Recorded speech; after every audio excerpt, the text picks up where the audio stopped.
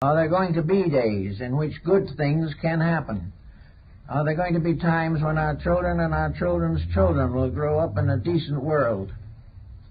The answer very largely rests with us. It rests with the ability of the individual to become a servant of realities rather than to a servant of profit and loss. If we can achieve the integrity of the inner life, we will have a great reward.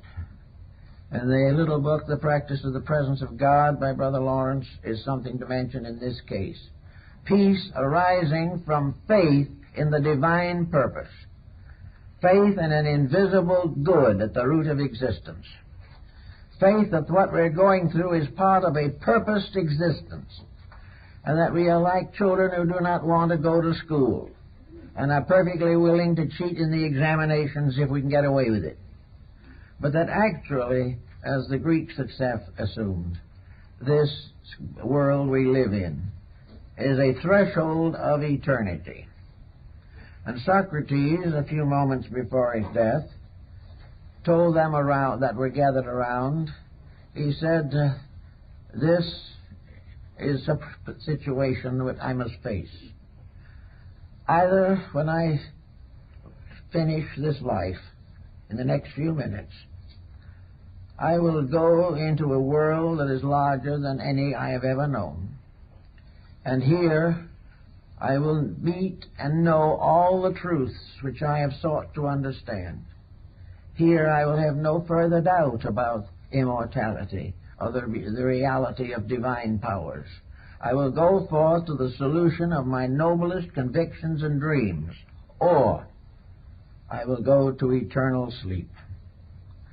But in either case, I will be more fortunate than those men who have falsely accused and convicted me, and must keep on for some years themselves to live with the conscience evils that they have caused. This is more or less the problem as we face mysticism and as we face faith. And be forgotten forever. Therefore, in the great pattern of things, there is either something better or nothing. Whereas in this world, there is too much of something worse or nothing, and nothing. So in this point, faith, as St. Paul points out, becomes a very important thing to us. It is the ability to live a good life, keep our principles, and practice the integrities we hold to be sacred. Most of us gathered here today are idealists. We believe in these principles. We believe in the integrities of life. But somewhere between the fulfillment of faith and our present frame of mind, there is a barrier. And that barrier is that the faith is held in one department of the mind, but fear governs another. The conflict between faith and fear in ourselves is tremendous. Also, the compromise by means of which we voluntarily sacrifice faith in order to improve the environment in which we live, this also is very important in our thinking. I know when people that we meet with and work with all the time are good people. They are kindly people. But for some reason, nearly all of them carry some mark of insufficiency. One is jealous, and at the same time feels perfectly satisfied that he is profoundly religious. Another is a constant cynic, decrying, low-grading everything in his environment. He believes that he is an honest and noble soul, but he's having great trouble living with his own confusion.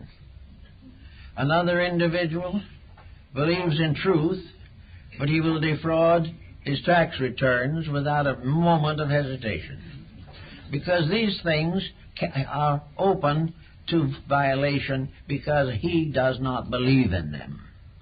When he does not believe in them, he feels no duty to obey them. All of these situations constitute a problem in life that we all face. We all have the heel of Achilles somewhere. We are none of us above the pressures and problems that bind us to the unfortunate consequences of our own decisions. But we can do something about it. We can gradually weed out the things that cause pain.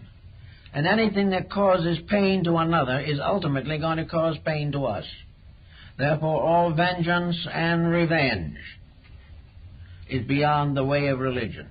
Supposing we took every case of revenge out of existence, and no individual anymore was out to avenge some real or imaginary ill. One nation to avenge itself against another nation, and so on down through all the levels of society. If this didn't exist, and we really believed the words of Scripture, where it says, "Vengeance is mine, saith the Lord, I will repay." If we turn these things back to the Lord and just kind of slur that word a little bit and say law, if we return these things to the eternal law, which is the will and manifestation of the eternal power, they will solve themselves. But while we try to play God, we generally do not do as well as we would if we worked a little harder and became human beings. We just do not understand these problems. We can't.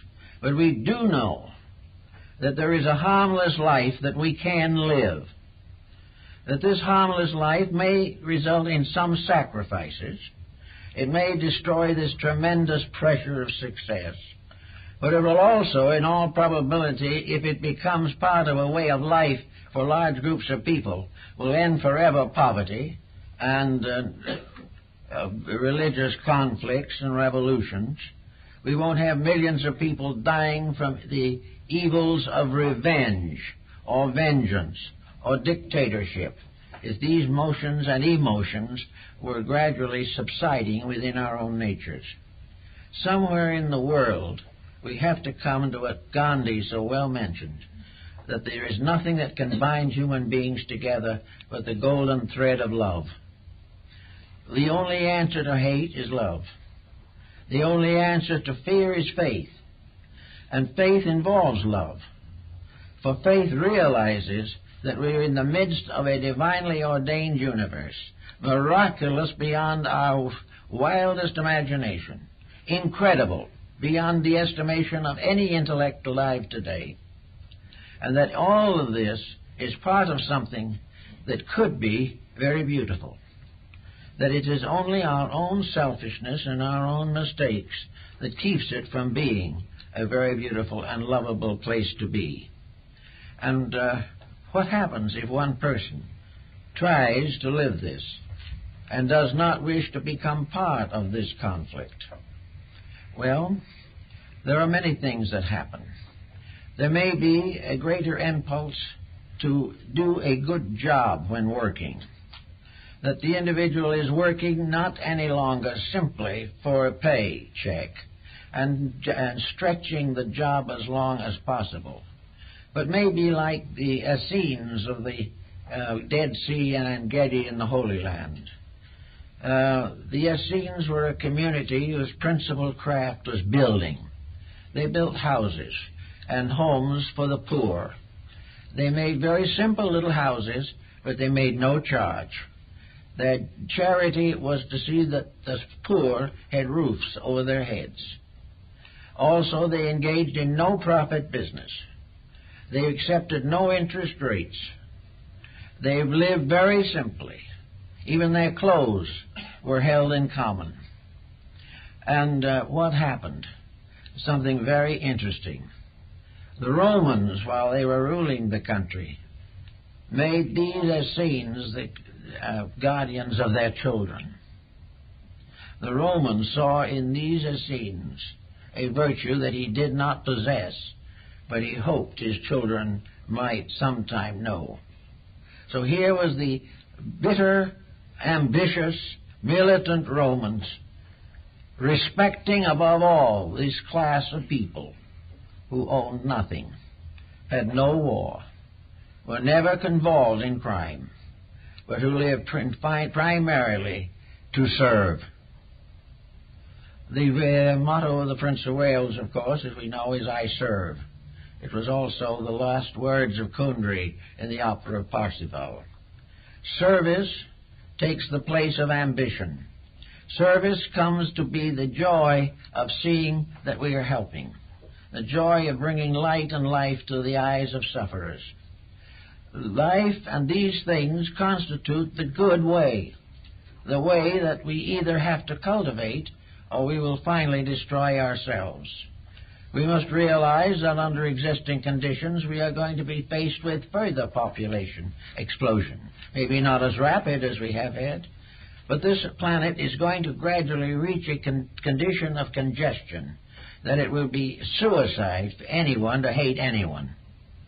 We won't be able to exist in this condition. We must all gain a sense of brotherhood, of friendship, of kindness. And we must work for these ends. Almost everyone who has worked for them has been martyred or ridiculed. And yet in the after term of things, these martyrs have become the great heroes of the race. We know they were right, but we just do not know how to live as they did in the presence of the temptations that we face. So in these problems, we have to search for some kind of consolation. Millions of people every day pray. They do not know who they pray to, but they know that somewhere there is something that is greater than themselves. Also, in praying, perhaps they are always heard, because the eternal power that is in the furthermost is also in the innermost part of ourselves. Perhaps the God in us hears the prayer that comes up from our hearts and our minds. But whatever it is, if we form a union with bitterness and with virtue, we overcome much of the evil of selfishness and despair. Today, there are tremendous evils alive in the world. And most of these evils are associated not merely with these ambitions of a few warlords. They are part of a pattern which we are all using in the effort to profit, in the effort to become wealthy in our own right, to take over all the comforts and luxuries of living without realizing that this situation is short-sighted and bound in the end to result in a further revolution of slavery where it shows up. Therefore, faith is our best help. Faith is the realization, in a sense, that there is something important in every good thing that we do. That in some way religion is a practice of the presence of God in all things.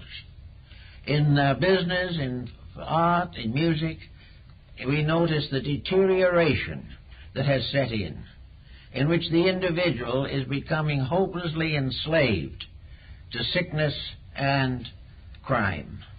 And yet even as we pick up the paper, we see another group of delinquents in trouble. We see more of those who have lived badly, destroying themselves.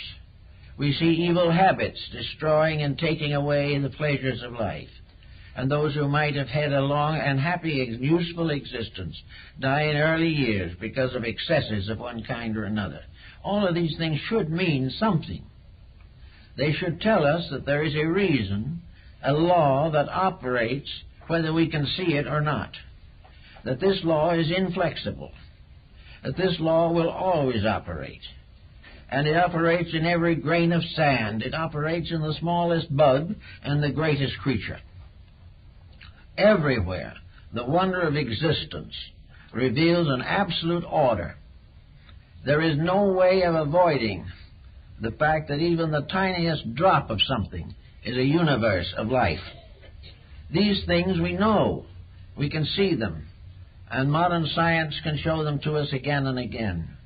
But the thing that we must learn is that behind all of this, there has to be a purpose. There has to be something that does that which we see but do not understand. There has to be an infinite law. There are no mistakes. There are no changes in these patterns. The crimes of our ancestors are the same crimes we have today. They suffered, and now we suffer. So all this tells us that there is a supreme power, an incredible, wonderful reality, and that in this reality there is reason, there is purpose, there is life, and that there's no place in this power for despair. There is only a great hope, and this hope is really a kind of faith, because this hope is supported by a tremendous amount of evidence that is almost always ignored. We see only a few little scientific nuts and bolts on a machine. We do not see the tremendous spread throughout the cosmos of something that has to be infinite, that has to be big enough to take care of all things, and yet, in some strange and wonderful way, this great and eternal bigness has to be also mindful of a sparrow's fall. There is nothing too small to be part of it, nothing so large that it can escape from it. This reality is eternal. Therefore, with this in mind, we can all be religious. We don't have to be sectarianly religious, although we can be. There's no problem there. But the problem of religion is that it gets into our hearts, gets into our souls, and makes us begin to conform with the great principles which we know to be true. We know these laws work, and yet in our daily life we are completely indifferent to them. We go on day after day exploiting each other, and each in turn is exploited by someone else. This is not what humanity was built for. We are magnificently equipped to dream, to hope, to aspire, to become something each day larger than we were the day before. And yet we waste all this in contention and in conflict, in argument and sophistry. So it would be very well to try to find out a little bit about the problem of faith. And I think perhaps one of the great examples of mysticism in faith was the German shoemaker, Jacob Boehme. Boehme had very little education. He went to a small school in Görlitz where he learned his alphabet and did what most Germans of that industrial level did in those days, learn enough language so that he could read the Bible. He became apprenticed to a shoemaker. And then something happened. Something happened by means of which his eyes were opened. He suddenly saw a universe infinitely greater. Something happened. One account says that he had a pewter cup hanging on the wall of his room, and that one day, as he happened to glance up at the pewter cup, a ray of sun hit it and caused a tremendous burst of light right at that moment. And as he looked up into this ray of light, suddenly the universe opened. Something happened. Something he was never able to explain. But he suddenly realized that he was living in a universe of infinite love and infinite order. That all these things that we see physically are merely the visible shadows of invisible truth, of invisible truths. That all realities are invisible, but they are made visible through their consequences and through the study of their processes. He became a great mystic. He was by nature a Lutheran, and he attended Lutheran church every Sunday and always sat in the same pew. The minister, Richter, was an absolute misery. He was a sophist, he was an intolerant bigot, and he loved to rail at Boehme because Boehme was not sufficiently orthodox. And he insulted him every Sunday in church publicly. And each week Boehme went back and sat and listened. He made no effort to answer. Finally, once when he was in very much concern, he tried to call on the Parson Richter in the little parsonage. And when he came in the door, Richter took off his shoes and threw them at him. Boehme carefully picked up the shoes and returned them to him. No word of criticism. Bamey left a tremendous legacy. Because of his unorthodoxy as a Lutheran, the Lutherans refused to bury him in sanctified ground when he died. And along came a famous nobleman, an Orthodox Catholic, who happened to be one of the rulers of the province. And he said, bury him in sanctified ground where he belongs. So a non-Lutheran was responsible for Bamey's funeral. All these things come down. There were many groups founded around the concepts of Bamey. This concept of the universe of infinite life, this universe of infinite beauty, this tremendous machinery of causes, of which these effects that we see are but a tiny fragment.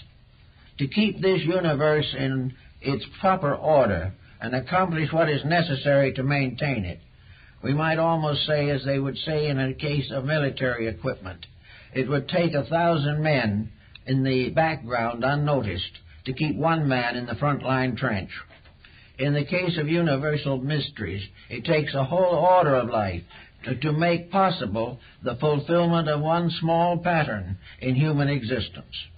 Behind all of the different forms of life, infinite number of living things, birds, animals, infinite climates, lands and continents, all kinds of processes. There has to be somewhere a sovereign intelligence manifesting through a vast order of invisible intelligences. Now, we can deny this, of course. But what do we gain? We don't gain an explanation, because the only other explanation that anyone's ever advanced is that it's an accident. It doesn't mean anything. It just happened. This is very little consolation to anybody, and very difficult to prove if the truth were known.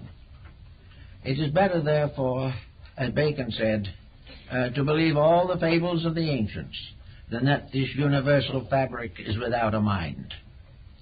Therefore, we are living in a living universe, and this makes possible the justification of faith. If everything is as it should be except ourselves, then it's time to get in line, to get in step with the realities of existence, rather than to continue to battle for selfishness in a world that selfishness is not intended to have. So we find all these little patterns coming along from various sources of mysticism and so forth, many mystics.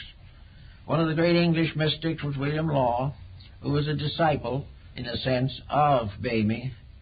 And out of the entire group, there have been a number of organizations that have endured simply to live in the presence of a quietude, the Quietists. We find them coming to this country, the Pietists, the Mennonites, all of these people searching for peace, searching for a way of living together in brotherly love in a world of discords. Today, the facts are getting very strenuous and very obvious. We can no longer do it this way.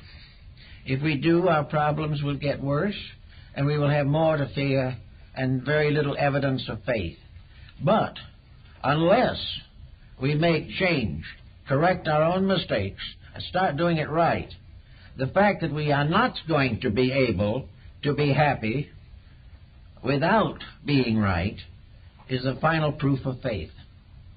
It proves to us conclusively that we have got to live the life if we would know the doctrine. And this is what we all have to have. I just noticed a few days ago in the paper that one of the American missionary societies has made an unusually liberal statement, for which they should be congratulated. They point out that while they are working to convert various people to Christianity, that in this country now, with its complete admixture of practically every faith known to man, all religions must be treated with full respect. This is, I think, a very important statement. It shows a break in what was otherwise, for a long time, a pretty closed corporation. But it's coming. We are going to find the final joy of life in this recognition that there are no real reasons for the miseries that we are nursing. We can, with a little integrity, have employment for everyone who needs it. We can have all of the justice that we want if, as individuals, we will earn it. Now, we may have trouble in trying to earn it because we will have to go against a common stream that is flowing in the opposite direction. We probably can't accomplish it all at the moment, but we can certainly clear the inside of our own cup. We can see that in our families, among our friends, and in everything that we are in contact with, we do it as well as we know. Not because it is a satisfaction to ourselves, but that the honesty of our own conduct is our living prayer to the power at the root of life. We pray by keeping the rules. And if we keep the rules will keep us.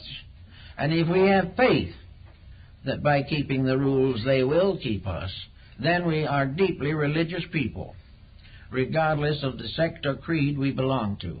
Because there is no worthwhile religion anywhere in the world that doesn't teach this very same thing, that everything depends upon the person who wants to become better or to know more, to earn the right to possess more knowledge and insight.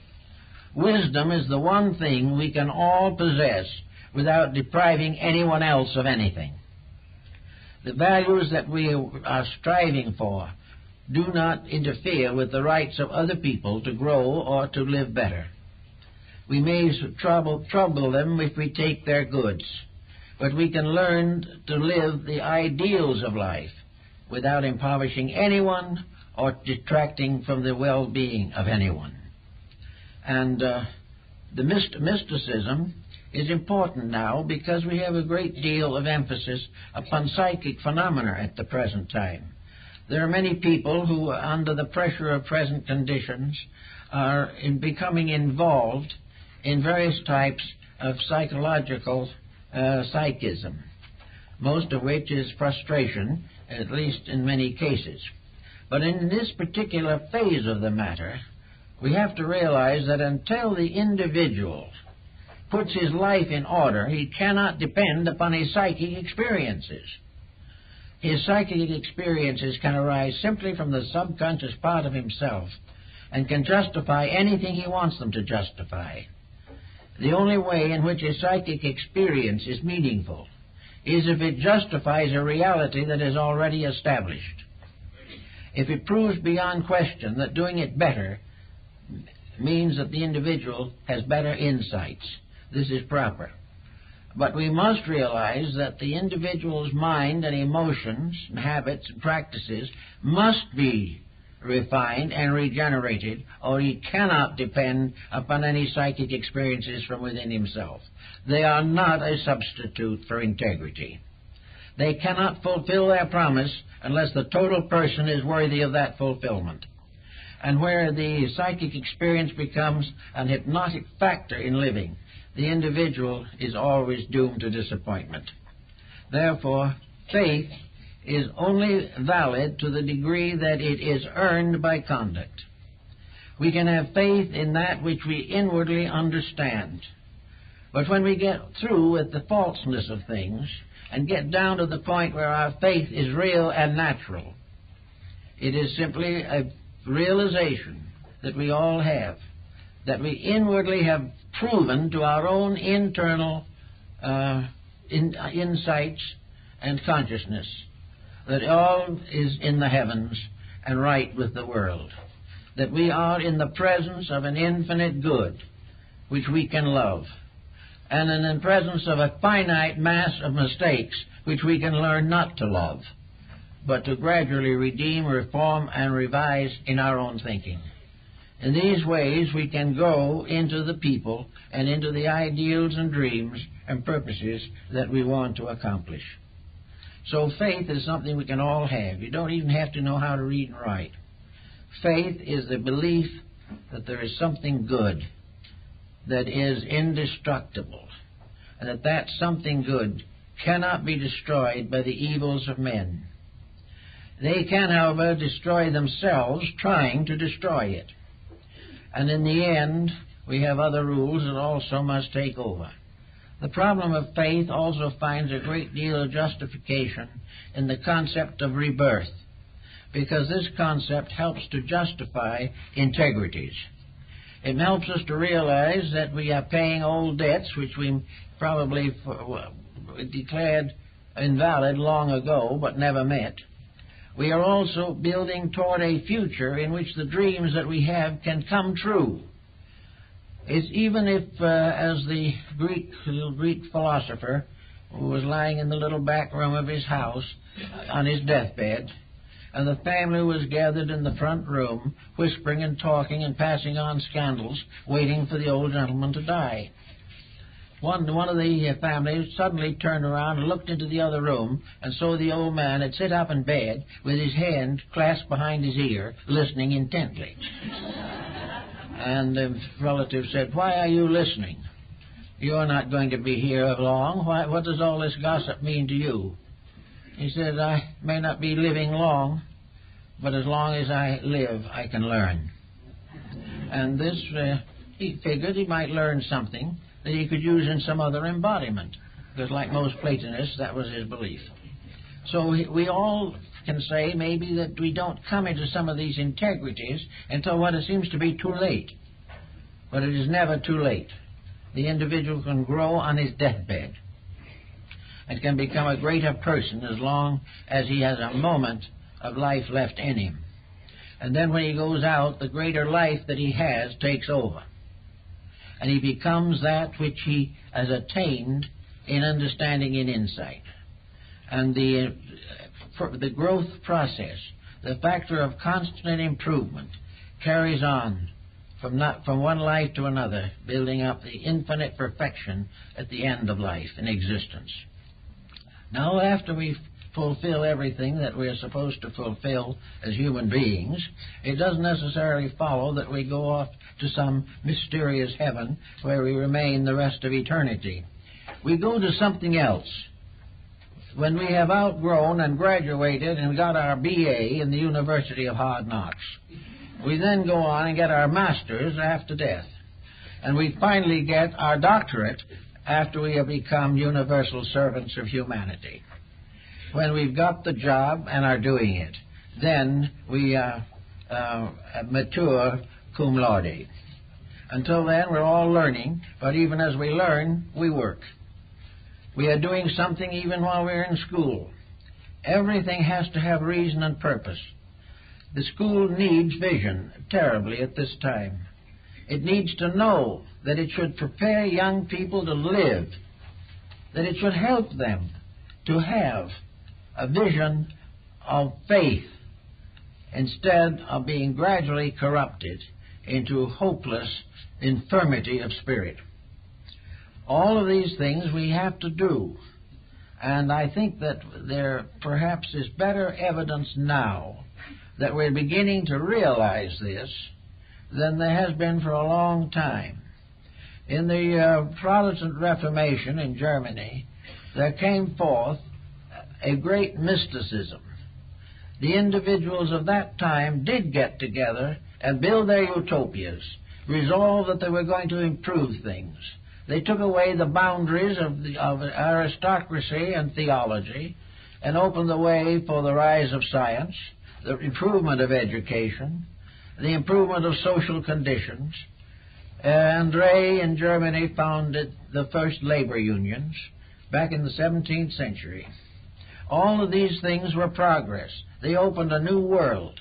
And in order to plan this a little more effectively, suddenly there was a new continent.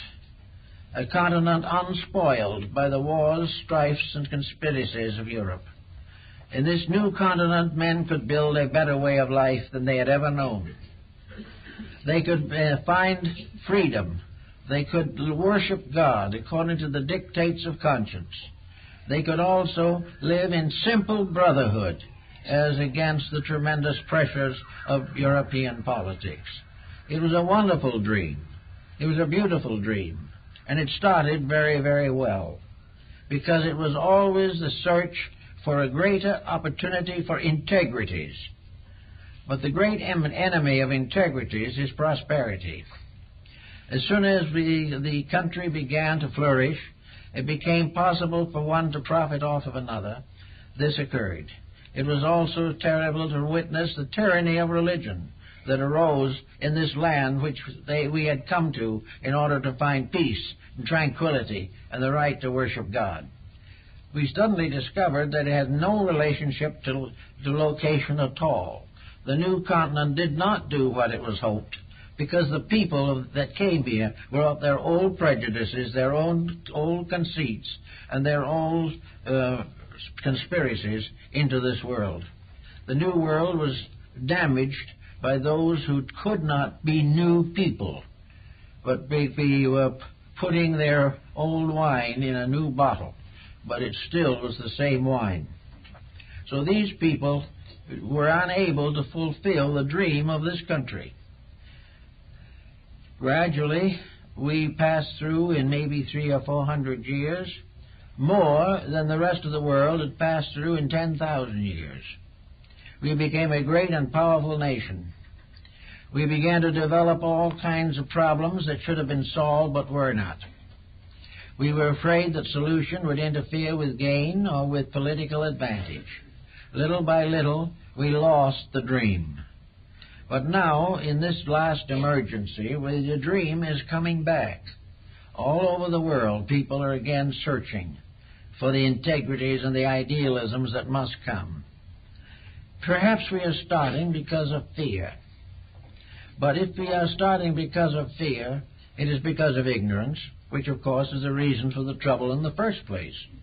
But out of this fear, we also have a sense that if we can save it, if we can prevent the situation from becoming impossible, that there is possibility still that in this world there will ultimately be the brotherhood of humanity, that we will work together for those ends which are right. But to do this, cooperation must take the place of competition. Brotherhood and friendship must take the place of selfishness and suspicion. We must live the principles. And the only way that we can get the strength to live principles today is through faith. We cannot have this faith because we understand everything. But we have to have this faith by realizing that there is an infinite good whether we understand it or not. And if we keep the rules will keep us. That there are laws and principles that are eternally right in the very structure of the cosmos itself. That all universal processes reveal infinite law. All the great combinations of elements and patterns show a wisdom beyond comprehension. A faith in these visible evidences of an invisible inevitable will help us and guide us in the various problems that we face every day. We know from the smallest to the greatest the tremendous eternity and eternality of existence. We realize that there has to be something tremendous, all-sufficient, behind these various phenomena which we now notice. Otherwise, the whole problem is a ghastly travesty. But the travesty is not built upon absolute certainties. Some kind of a falseness is not built upon absolute mathematics. The universe mathematically is perfect, according to Pythagoras.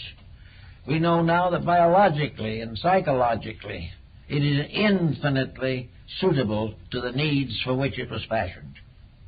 Therefore, we can no longer say that we are living in a universe that hasn't any sense. What we must try to realize is that we are limited in our own understanding, but that belief in infinite good, belief in the ultimate fulfillment of all that is best, the realization that progress goes on and can go on until all living things become fully aware and awake to the great realities of existence. With these types of thoughts, we can have a little faith, we can do a little better, we can hold back a few unkind words, we can wish someone well whom we haven't spoken to for 20 years, we can forget the feuds of families, we can overcome the mistakes of our children, we can stop looking for gratitude and rather look for truth. We are all emotionally involved selfishly and self-centeredly, but beyond all this there must be the tremendous dedication to that which is necessary for the fulfillment of the plan of existence. If we recognize that plan as real, that is the beginning of a great faith.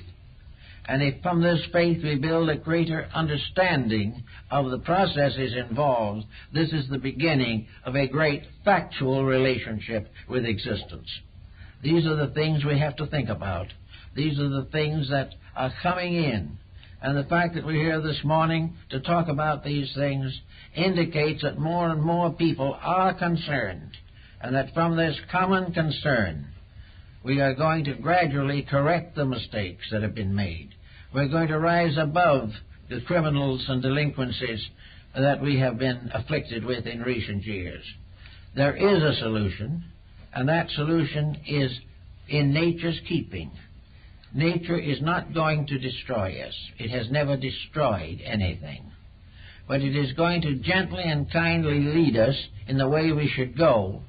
And if we refuse to travel in that direction, we may have a small punishment bestowed at a proper time and in an appropriate place. Realizing, therefore, that we are part of an eternal project, that we are something that's going to outlast all the banks and business loan companies, that we are going to go on beyond the last fort and the last gun. We are going to go beyond all of the conditions of now, and we're going to gradually outgrow the smallness in ourselves. And in so doing, we will gradually overcome the smallness in the world. These are the things I think we have to think about if we want to live well in these very confusing and unsettled times.